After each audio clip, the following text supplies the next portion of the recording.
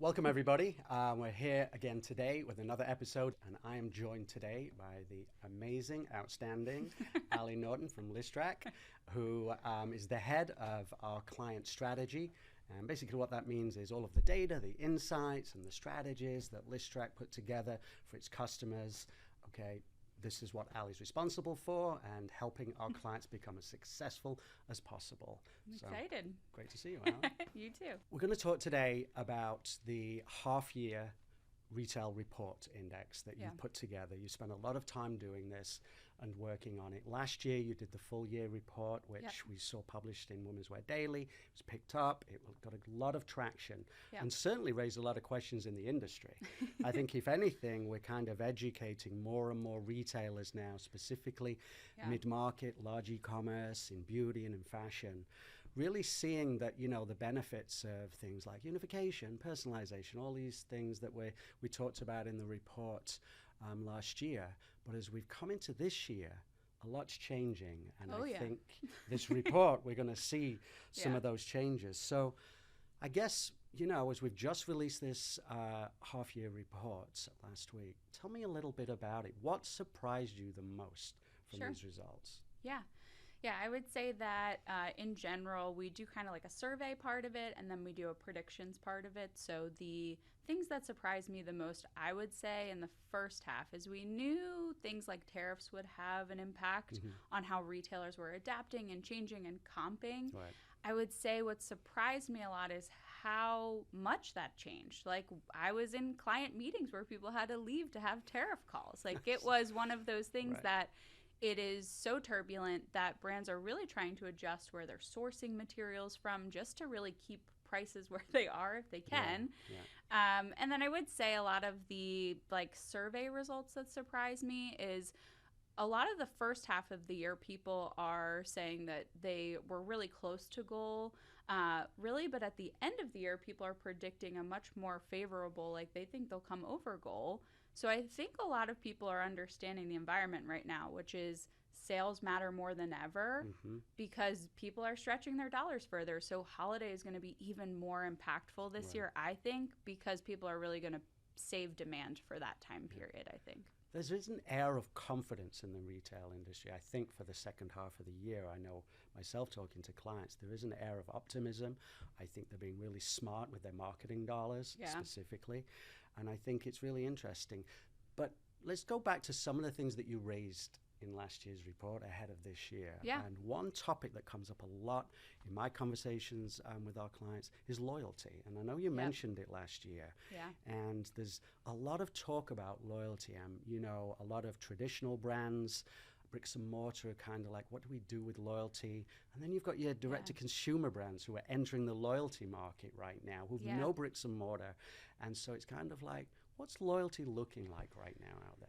Yeah, I would say this year more than ever, the term loyalty means more than it has. Traditionally, it's like you get a point for every dollar you spend with our business. And this year, you can tell brands are expanding into a more experiential loyalty program. So in the beauty space, that translates into how do we give our most loyal customers access to new product that we're launching. And that translates into, okay, then we can actually plan for, is this going to be good in the market? So it actually helps both ends. But then you'll see a lot of Gen Z really appreciates having experiences. So that's the highest tier when you look at some of these brands who just redid their loyalty program this year. It is come experience this in-person event that's very selective, but because you're a VIP, you're invited. So we're seeing a lot more of that. And on even the sporting side, tickets to games you can't get. Stuff like that is becoming table stakes in loyalty. So you're seeing people who didn't have a loyalty program start entering the what is my loyalty program. And then you see people who had probably the more common structure really expanding into what do my customers want? And it ends up being experiential based. Do you think this is Gen Z millennial driven? Is what's driving the change in loyalty? Or is loyalty just not working in its traditional sense? I think it's a mix. I think we always used to talk about when we were talking to clients about loyalty is it's kind of confusing. Like, what do I care about the 51 points I have? What does that mean for me? What can I get with it? So I think the more straightforward people are of how you can redeem, I think that helps. But I do think Gen Z is leading the charge of loving the experience. And so brands who are looking to get new customers and grow their brand in that way, kind of it's table stakes for them to be doing things like that. Yeah, I see some of the larger retailers doing some of these experiences. Bloomingdale's, I've seen in Soho in New York do some experiences, and also Nordstrom in there. And, you know, they're pop-up events with brands and experiences, and it's bringing those generations into the store. And I think that's great. I think it's wonderful that how that is becoming now an experience that's part of a marketing plan from a brand. I think, it's top of the funnel, but I think it's the share and the social share that comes from it, from that in-store experience, far exceeds any type of paid media. I think it's a really authentic share of a brand experience, and I think it resonates well amongst those generations. Yeah, and when you think about the verticals that this matters a lot to, it's the verticals that you do want to try something too before you're buying it. And to become a loyal customer, you want to be able to say, like, yeah, I really like that product. So that's an interesting part in, like, the beauty space of people kind of want to, like, try before they buy. So some of these experiences are, hey, let me go. We're going to have people who do your whole makeup for you, like a glam, in-store glam opportunity. And what does that do? That helps you buy the product at the end of the day and like the product at the end of the day. So I do think people are being smart about tying those experiences together and driving kind of organic marketing with it. Yeah, I do as well. So let's talk about something else, which is kind of on the technical side of things. Sure. We always see things changing, and, you know, we hear about, you know, oh, Instagram algorithm, Google algorithm, this algorithm is affecting my business or what have you. There's been a lot of talk about the Apple iOS 18 update. Okay, it's out there. It's out there from a consumer standpoint. It's out there from a brand standpoint and a retailer standpoint. Tell us a little bit about that, because I know you've done quite a bit of work and research in this area. Yeah, and I would also say going into 26, which is coming out in the fall. So 18, a lot of the major updates in our space had to do with Apple Mail, had to do with the fact that they were using more of a tab structure moving forward, the way that Google has since like 2013. But it was a way that they're now putting promotional emails in a promotional tab, but they kind of have an added layer where they were adding all of your messages from a specific brand lumped together, which is a little bit of an added nuance when you think about our brands who send multiple times a day. And sometimes that's helpful when you're scrolling a whole feed, but when they're all lumped together, you might just see the top one. We lose some engagement. So a lot of, I would say, ripples with that change, but obviously the whole market saw it. So it's one of those things that we adjust as quickly as we can. So that was a lot of our research. We did a lot of in-depth research. We saw that people are clicking older emails at a higher rate. So when customers are looking at like current week performance versus last year, you'll see clicks for this week messages being down, but it's actually a little bit of a lagging indicator because people are clicking on older emails because they're at the top of their Apple inbox, which is kind of interesting. That is interesting. I think it's also interesting that nobody was prepared. It's kind of like these technology changes happen where consumers are buying either on a cell phone or on a tablet or on a laptop, and things change. And it's like, where do they find, you know, they wake up and suddenly my email's changed. And now it's like they move on and they don't see anything that they saw maybe 2 weeks ago. So a lot of change in terms of technology. Another interesting thing about, I think, the mobile space, and I know you talked about it in your previous report, is SMS, MMS, and now RCS. And I know here at Listrak, we jumped into the RCS pool in Q4 last year. We tested it for a number of our clients. And it worked extremely well. And I know this year we've got tons of interest in it again. So how's that looking now in the retail space? You know, last year I think a lot of people started to test MMS a little bit, you know, because of the creative view that it gets, and you know, you can bring your creative into it. And then RCS, it's very popular outside of the US, but it's just breaking through here. Tell us a little bit about that. So from a mobile perspective in general, when the nice thing is being a platform that's cross-channel, we can see a ton of trending and engagement, kind of how users flow across channels. So we're seeing, in general, more people are sending more email. So the email inbox is getting ever more crowded. It's still a table stakes channel, obviously, in terms of revenue for brands, but where we're seeing more engagement and more efficiency is mobile. So we're seeing better return for each send in mobile than we've seen previously.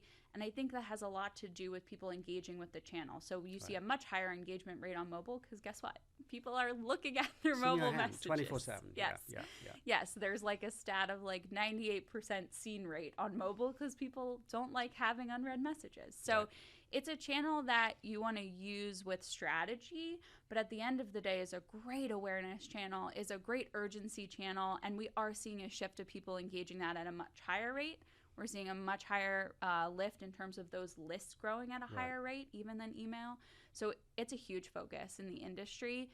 RCS specifically, I think, unlocks like this whole other layer to this channel, which is how do we validate you're not just getting a message from a random number, but it's actually a validated brand and you feel confident with that brand. How do we change those weird shortened links to be more of a CTA? And these are all things that the end consumer will really resonate with, and we're seeing great results in terms of A/B testing them in the market too. That's great. And do you feel that, the shift to growth in SMS is a generational shift, or do you just think it's just people have got more comfortable to interacting with SMS messages from brands in general? I think it's a bit of both, because you will see brands who have a younger demo. That larger percentage of revenue from their brands are coming from this channel.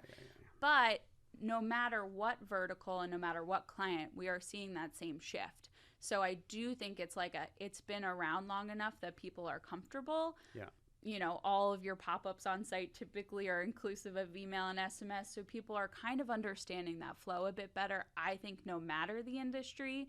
But you are seeing a bigger impact for brands whose demographics are younger because they're more ingrained with the channel in general.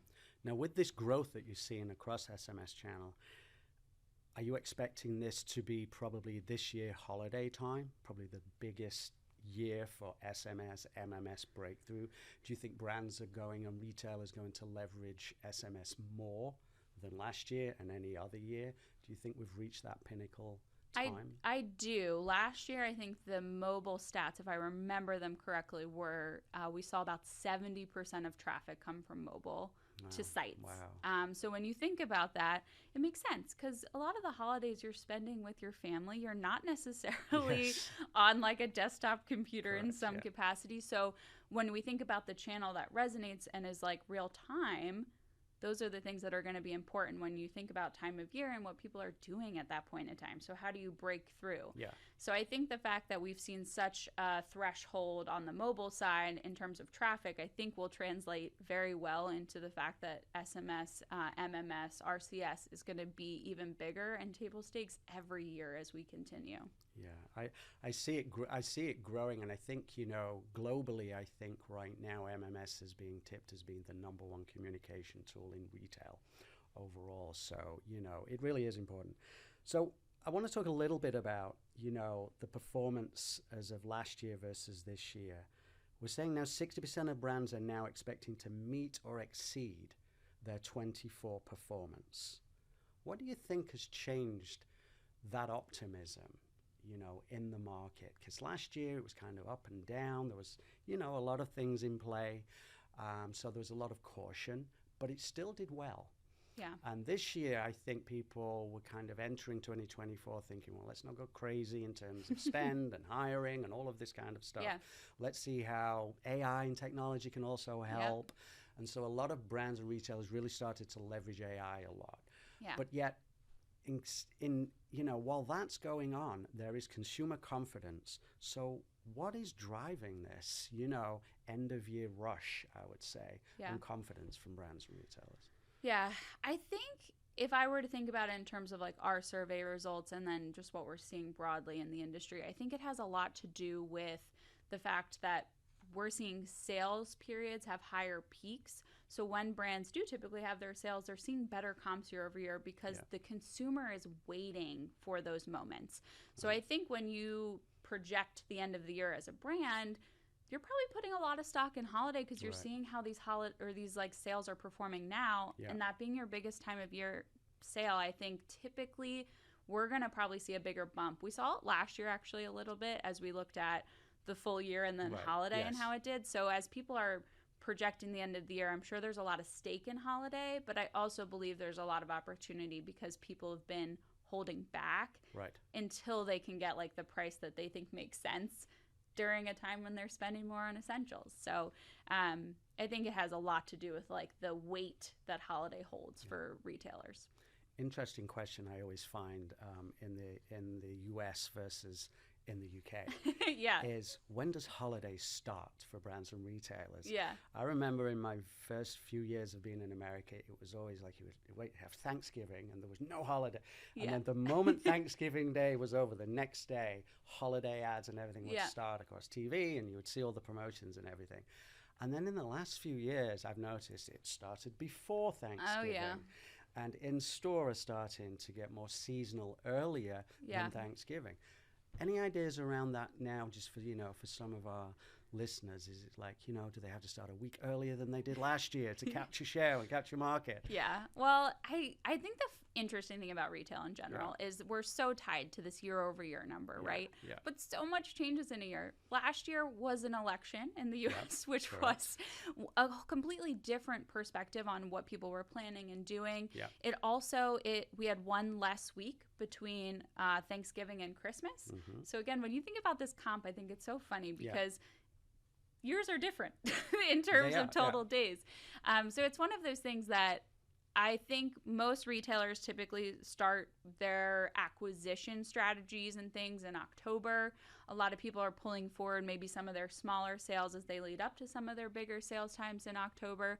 But I would say last year, a lot of our reporting talked about how November, like almost the whole month, was holiday. So it's just a very interesting perspective. And then I see a lot of people in December, once you're through like Black Friday, Cyber Monday, really going into like a lot of deal days. A lot of people do like, 12 days of holiday. So that's been a really common theme too. I've been finding a lot year over year. That's interesting. So as we go through, we've talked about SMS, we've talked about loyalty, we've talked about, patterns, generations. Let's talk a little bit about AI, because AI has like swept into the retail sector in a huge way in the last 2 to 3 years. Retailers are expecting to be like 100% AI driven by 2027. Huge investments, billions of dollars of investment. And a lot of it is to solve some of the simplest things. Merchandising. Product refresh. Product recommendations. Again, it's the small things that matter to the consumer, but large retail have struggled for years to actually get there. But AI is helping, and AI is bringing those efficiencies, and they're now seeing those efficiencies. It's efficiencies in spend, it's efficiencies in time, there's accuracy, and above all else, speed. And I think it's the speed which is helping businesses pivot more and be able to react to trends and cultures and shifts in price and things like that. So I know you extremely well versed in this, but just for our listeners out there, just tell us a little bit about the impact of AI that you've seen from last year to this year, and what are some of the things that, a consumer will be expecting to receive, but how is this going to help brands and retailers in the next 12, 24 months? So on the business side, so to the point of like how are brands leveraging AI, I think a lot of people are really in the exploratory phase at the moment. I've looked at a lot of research of like CEOs surveying, and a lot of it is like only 6% are actively using AI in their everyday business, but like 60% are actively exploring ways too. So I think to your point, in the next 12 months, I think we'll see a huge difference in that number as people have kind of figured out what works for them. I think there's a lot of like how do we preserve jobs in some of that? And what are things that you just evolve and learn? So from a business side, I think we'll see retailers adopt AI in terms of processes much more in the next like 6 to 12 months as they kind of learn what works for their business. I think that's even AI tools matter with that. And then from a consumer side of the house, so last holiday, we saw this a lot. We reported on it last holiday, but some crazy astronomical number year-over-year increase in people coming from AI to sites. We're seeing that this year too, but it makes sense. We're seeing less people Googling things, and we're seeing more people going to ChatGPT to ask questions. Yes. So we're seeing a whole shift in marketing channels, which has been pretty steady over the past few years. Correct. Social has changed that a bunch, but from a search perspective, we're seeing people start their searches in that. And so when people come to site from those experiences, they expect the same experience, which is tell me what I need to know, give me the social proofing I need, and tell me what to shop for. So we're seeing that a lot with our clients, where we're using kind of AI on sites to give product recommendations based on what we know about you, because we already know who you are. So that's really common. And then I would say the future of all of that is ChatGPT is working on a Shopify integration. So when you talk about, hey, I can check out in ChatGPT because ChatGPT told me to buy X, that's going to be the future. Not so distant. I know. And we're already seeing chatbots now. We're also we're already seeing like AI helpers drive, and I think that's going to become more of a norm as we move forward.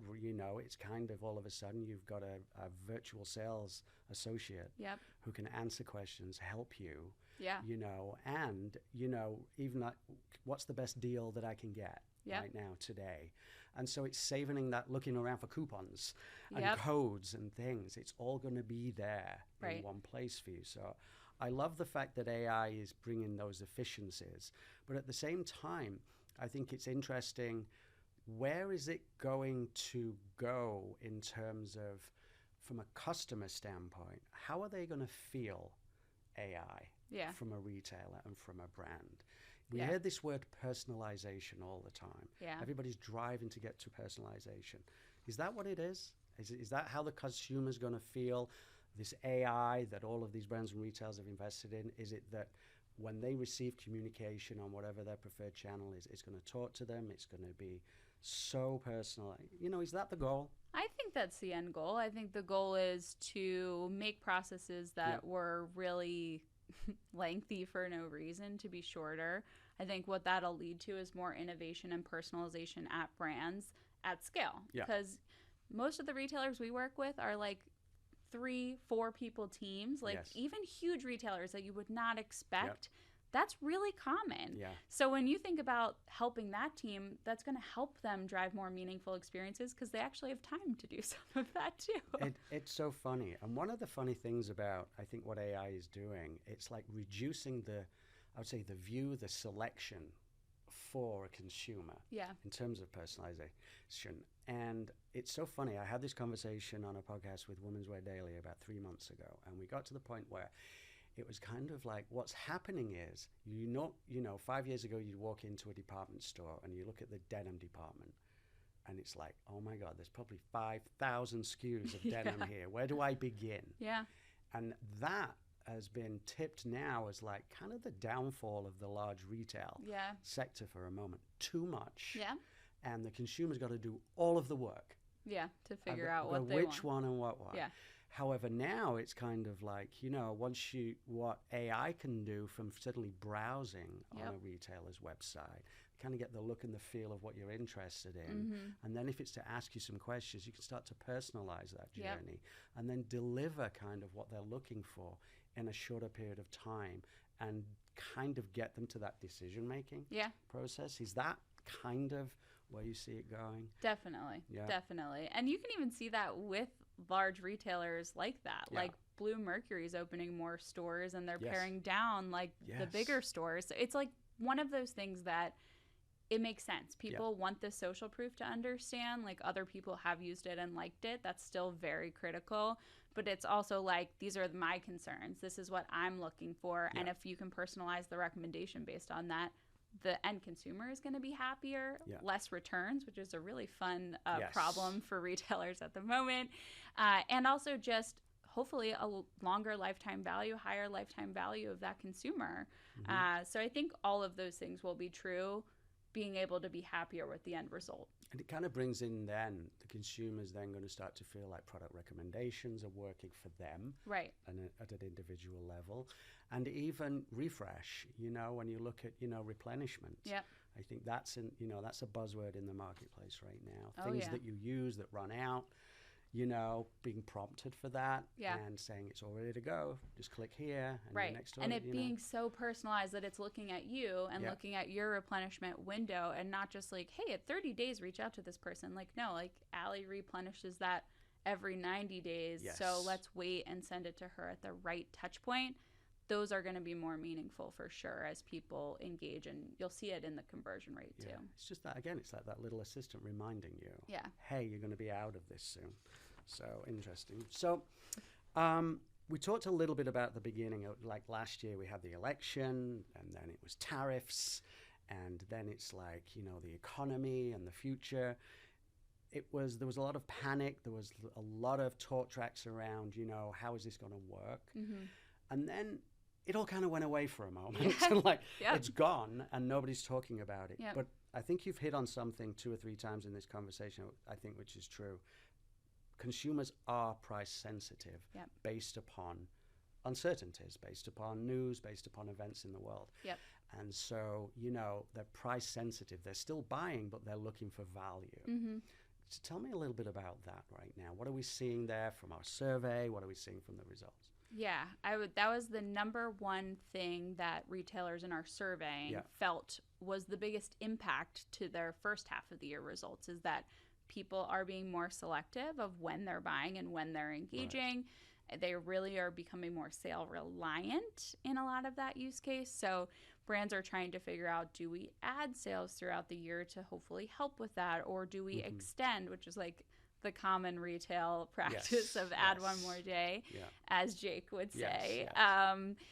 So just in general, I feel like that is important. And then there's things like triggering based off of individual performance. So things like price drop messages, cross-channel, are like one of our best engaged messages, especially looking like comping year over year. We've seen a decline in some click-through rate overall, but those messages are ones that are seeing increases, and that's because they're resonating with people at this time. It's like, yes, if something dropped, I want to know about it because I am in market for it, but maybe my time to buy is much longer right now because I'm willing to wait for a discount on it. So we have those types of triggers that we're seeing really great performance in because price matters more than ever right now. Which is great. And I do that as myself. I'm guilty of doing that. Sometimes I'll go online and I'm looking at things and I'm like, well, there's going to be a sale at some point on this in Bloomingdale's. I'm going to get something at some point for it.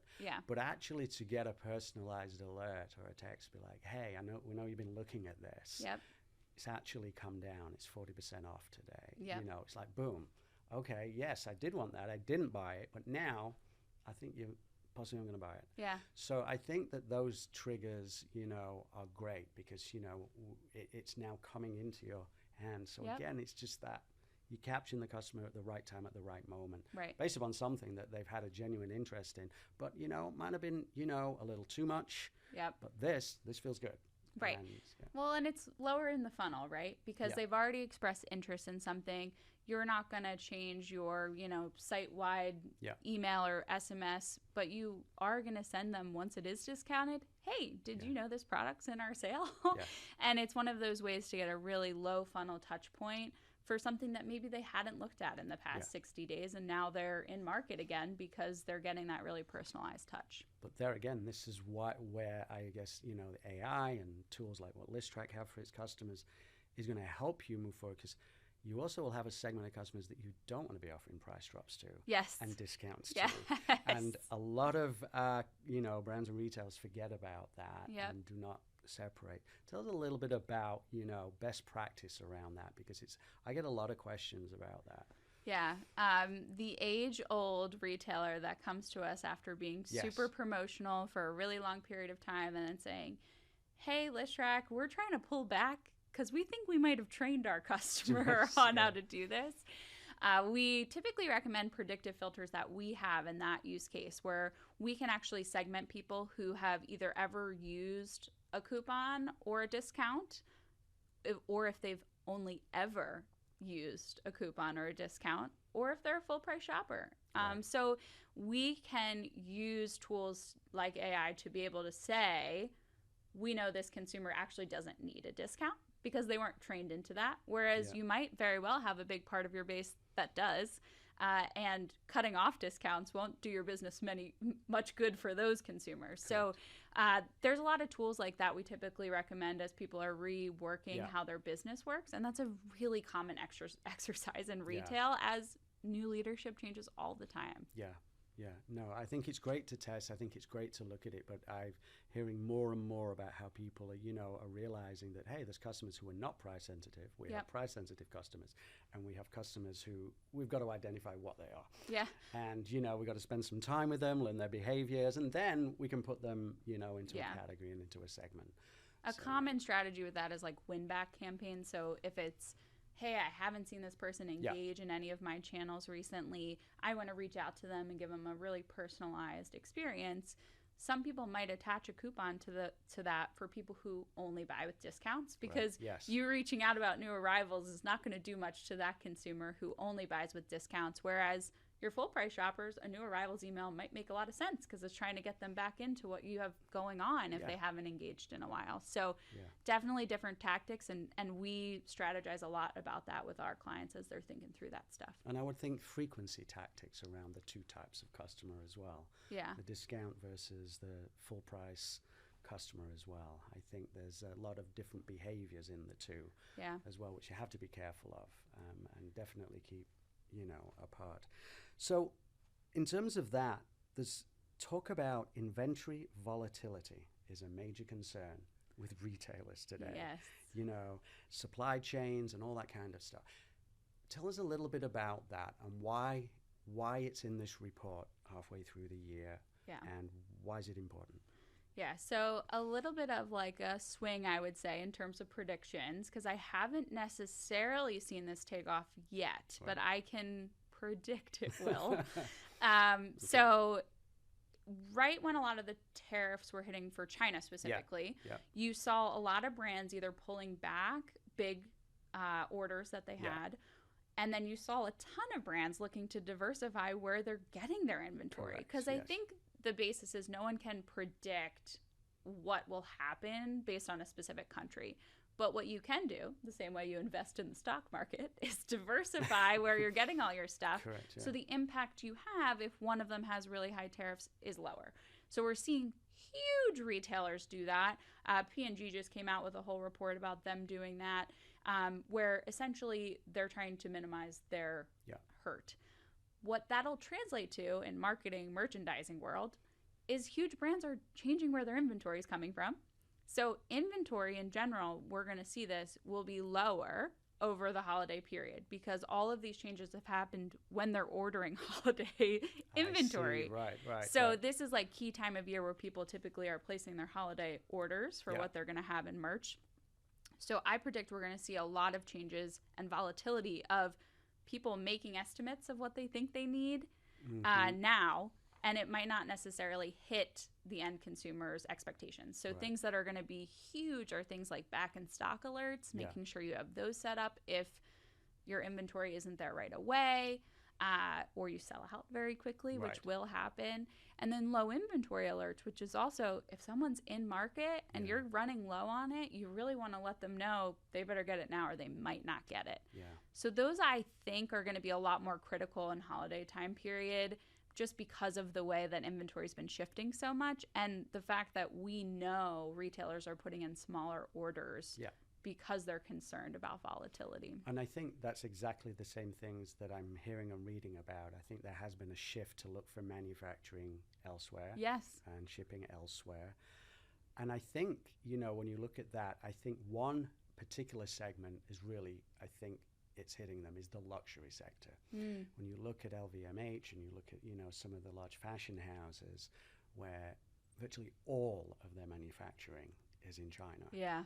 Okay, and I think we've all seen the TikToks and the news and and all of this that's going on out there with these, these luxury brands who, all of their inventory is made there and then shipped. And it's kind of like, it's like, where do they shift luxury to? How do they do that and maintain price? Yep. People say, well, there's huge margins in the luxury sector when you look at it overall. But still, to deliver that luxury product and experience, it's expensive. Yeah. Because that's why people, go to a Gucci or they want the experience, they understand the price point, and they're willing to pay for it. But I think, do you think that the luxury sector is more volatile than, I would say, general market? I would say in the inventory perspective, yes. But I would say actually in the price sensitivity world, no. They're not seeing the issues that a lot of like retailers that are in that sector are seeing. And that's because they have the higher income earners who are actually earning more over time. Yes. Like that's where we're seeing that disparity happen. So interestingly, I do think they're starting to see their margins decrease. Now, luxury has a pretty good margin to begin with, but they are seeing a decrease in terms of total business. And I do think that's because of inventory and like where they're sourcing things from and things costing more money. Yeah. So it is an interesting balance, though, as you kind of think about like broader retail landscape versus luxury. Yeah, I think it's different with a pair, with denim versus, a purse. Yeah. I think there's a different criteria around it. So one question I have is, we talk a lot, there's in terms of retail and e-commerce, we have direct-to-consumer brands, we have bricks and mortar brands, and then we have brands who cross the gamut, the full omni-channel experience. And that. And omni-channel is evolving, with a lot of digital-first brands investing in physical retail. So, they popped on Instagram or on TikTok Shop, made $1 billion, and now we're seeing that brand in a shopping mall. Yeah. And we're seeing it on the high street. What do you think about that? What are you seeing? What do you think about it?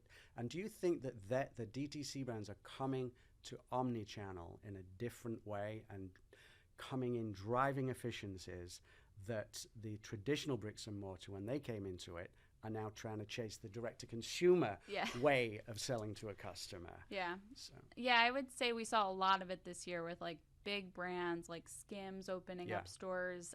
Jones Road has been one I've been following a lot of because they have interesting strategies of like what they do in store, and they've opened a few more this year. And it's actually the three like key things we're seeing a lot of these brands opening stores for is number one, marketing. Yes. It's a very visual way to, in a specific market, get your name out there. Two, it's testing products. So Jones Road is a good example of that. They actually have products in store that you cannot get online, and they want to get the feedback in person from people. And then three, it's also incentivizing people to come in store, which helps with a few things. We talked about returns being a big thing for brands and just the percentage going up. Having a store reduces the amount of margin you lose on a return. So that's also a big player. And then just the experiential part of that is really big. So we are seeing brands opening stores, but I would say in a very limited quantity and in very strategic markets for them. So we've seen a lot of that. That was a prediction in the beginning of the year. I think we'll continue to see it. And I do think we're going to continue to see more experiential store openings and really wanting people to stay. So things like with luxury brands, them opening cafes in their shops. Correct. Yes. So that you can get like your latte with your Coach logo on it. Yes. And then enjoy your shopping experience. And I think we're going to see more of that as hospitality and luxury go together really well. Yeah, I see that. One of our clients, Kendra Scott, she has a wonderful store in Austin, Texas, where you can go in there and it's Yellow Rose, I believe it is. And it's a cowboy hat store. And literally went in there during South by Southwest. We went in, and the line was around the block with Gen Z lining around this block to get a hat custom made. And it's like a 45-minute experience. And, the amount of people that waited patiently to go through this experience in this tiny little store, in us, and I was just fantastic. But then the social impact after that as well. They're all sharing this experience from in the store. Then when they get home, they're sharing this. The amount of content, it was millions and millions of impressions. Yeah. You know, just from one day of doing a big experience where come and, you know, try this out. I thought it was wonderful. Yeah. And I love to see that, you know, that it can be a very small store, but yet gain massive attention to the brand, which is great. I want to ask you a question, something which is coming up right now, and specifically, we didn't touch on it that much in your report last year, but this year as we're coming into it, we're seeing it in a big way. A lot of our own clients are like, we want to be there. How do we get there? What do we do when we're there? TikTok Shop, okay, and marketplaces, if you look at that. But let's look at, you know, TikTok Shop is, you know, now it's, you know, a multi-billion dollar, I think it's the third largest online retailer in the world now. It's incredible. And a lot of our brands, you know, we've entered, you know, they've entered into the space. We're working with them as well. Some of them we're partnering, educating, you know. What do you think the impact of TikTok Shop as we come through the second half of this year is going to be? Is it going to be a major player around holiday? Or do you think that TikTok Shop and TikTok Shop Live is an always on, 365 days, 24 days a year, because they can create an experience on a Tuesday evening, a Tuesday morning? Yeah, I would say we're definitely going to see that continue to play a big role, because the difference is when we talk about AI, it's we're curating experiences for you based on the input you're giving us. What TikTok Shop is doing, and TikTok in general is doing, is it's giving you the social proofing, which is, oh my God, I use this product. I love this product. You should get this product. And then here's an easy way for you to buy this product, / might be at a discount at this exact point in time. And things get viral very easily on social platforms like that. So I think that's going to be critical. I think the hard thing as we talk about retail comping that I've seen a lot of retailers struggle with is, how do you comp something like that? You don't. But you work on innovations that actually help you continue to have trends like that. Like Shark Ninja does a great job of that. They're huge on TikTok Shop right now. And they have new innovations all the time, which is what lands them that social marketing too. So I think it's going to keep playing a huge role. And I do think it's just being present and leaning into trends is what's important in those channels. I think the interesting thing is when you look at data, huge brands on TikTok Shop, TikTok makes up, you know, a small percentage of their revenue, but small brands, it's super impactful. Like, and I wouldn't have even assumed it would make up like in the 30-40%, but that's how smaller brands are seeing really good success. So I foresee that being a big role as we continue here. I think TikTok in general might see some changes in the next few months too. But it has such a loyal base that you're so right about the big brand and the little brand. I've heard this at other conferences where some major retail brand, you know, a major brand has gone on there, you know, billion-dollar brand, been around 60, 70 years. They've entered TikTok Shop, and it's not happened for them. And yet, you know, a similar product that they have for a lot less, and it's only been in the market a year, and it's been on Reels, and it's been on TikTok, and they're doing $1 million a month on this little brand. And the big brands are like, how? Why? Why is this? And so there's a lot of learning. You know, I think it's kind of like everybody wants to participate in these marketplaces. People want to be on TikTok Shop because it's a new type of shopping experience. It's bringing in a very Gen A, Gen Z, millennial. But it's big. I think when you look at the scale of TikTok compared to any other platform, people are going there to buy. And it's there. So I think we're going to hear a lot more about it. And specifically over the holidays, it will be interesting to see how TikTok Shop does versus last year, comping over last year.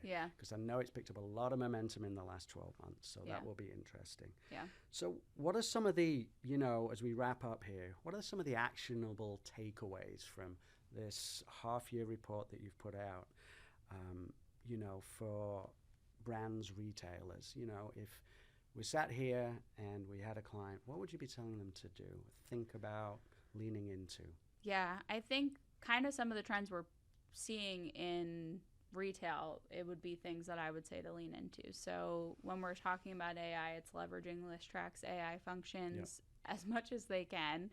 So that's things like product recommendations, which are individualized. That's things like send time optimizations based on maybe your most common order hour, or maybe that is your discount affinity, or your, life cycle stage, which you might be at risk or churned. So kind of working smarter, not harder is a core, knowing that everyone's doing more with less. So if we're not doing those, if we're not using some of the automated triggers, baseline, we start there. Replenishment's a good one of those. And then for inventory wise, I would say really taking a good look. So a lot of people have these alerts live today, but you probably haven't looked at your settings on those alerts for a few years. You probably set them up and you forgot about them. And that's okay. But in times like this, it's a good inflection point to relook. Because a lot of people will say, hey, let me just look at people who looked at this SKU in the last 30 days, and if it drops, let them know. We're seeing buying cycles expand. So maybe revisit some of those settings, and instead of 60 or 30 days, expand it to 180, because people are really waiting for sale times a year. So if you only do 2 sales a year, you should probably be looking at a longer time frame for some of those alerts. So I think that's going to be important. And then inventory wise, a lot of those settings are based at the inventory level. So what you know to be true about what you're purchasing, I think, is important. So low inventory, I would put at a higher threshold, because you'll probably run through inventory at a faster rate. I would also say if we're back in stock, those are the types of things, put it at a lower threshold if you're going to have less. So those are some of the technicalities that I would say. And then just in general, with price sensitivity, ensuring that you are doing campaigns that make sense for people who are sale shoppers, even if you're having a sale or not. And those are things like recurring automated campaigns based on clearance or sale. We just added new products to sale. Go check them out. And that's a great use case for someone who's a discount shopper, even when you're not doing sale period. So there's a lot of strategies like that, knowing that that's where the consumer is at right now, to really be thinking about and reaching them at. Warning signs in data that a client might be seeing. What warning signs should clients be looking for, retailers, brands, for the rest of this year, coming up, indicators that you're seeing and what that leads to? Are there any warning signs out there right now that retailers should be looking at? Yeah, I would say in general, ensuring your send volumes are comping the previous year. I think retailers love leaning into smaller audiences, but really where email and SMS matter is making sure you're talking to the same size group or bigger. Now, there's obviously caveats to that in terms of deliverability, but those are some of the things. If you're not sending at the same rate, you're missing out, because main retailers are sending 20% more year over year. So that's a big warning sign to me if I don't see increase in send volume. If your lists aren't growing at a healthy rate, I will say with spending less on marketing, we're seeing retailers having slower list growth because they're getting less traffic to the site, new traffic to the site. But if your lists aren't growing 5 to 20%, you need to be evaluating what are you doing to drive more people, because newness is really important for email, SMS in general. People who are just engaging with your brand are super important. So those are 2 things. And then I would just say in general, looking at your typical KPIs from a click-through rate, etc. We do heat mapping in the tool, so you can see where people are engaging year over year. Those are ones I find I'll bring to clients, and they're like, wow, we didn't realize that. So really keeping a pulse on that if you see any of those KPIs dip in a really meaningful way, to ensure you're not changing your strategy in a way that's actually impacting how people were engaging with your brands. Makes sense. And testing. Do people test? Retailers test stuff. They do. It's kind of there's always been a nervousness to do things, and I know you're a big proponent of try things out, test things. Oh yeah, I have a content piece coming out probably in a few weeks now, not to tease my content, but about 15 things to try before holiday. Because holiday is not when you test things. It is pre-holiday that you learn things and you test things. And it is trying to get people out of their comfort zone. I would say the biggest limitation typically is people not having the resources, feeling like it takes more time. But the learnings and the improvement you get by doing it is a no-brainer. So I typically recommend some of the lower effort tests that do not take huge creative swaths to start with. So there's a lot of that coming out, but testing and learning is the only way you grow as a marketer. So table stakes and being able to evolve your brand. Doing the same thing every year won't help you grow, and it won't give you new learnings too. Wow. It's amazing. Well, this has been great as usual, and we're going to be following this up. We're going to be doing a little further dive. We're going to do a bit of a deep dive episode into beauty, wellness, and retail fashion with Ali. So we're going to go a little bit deeper into that in another episode coming up shortly. But this has been wonderful. Yeah. Your reports are amazing, first of all.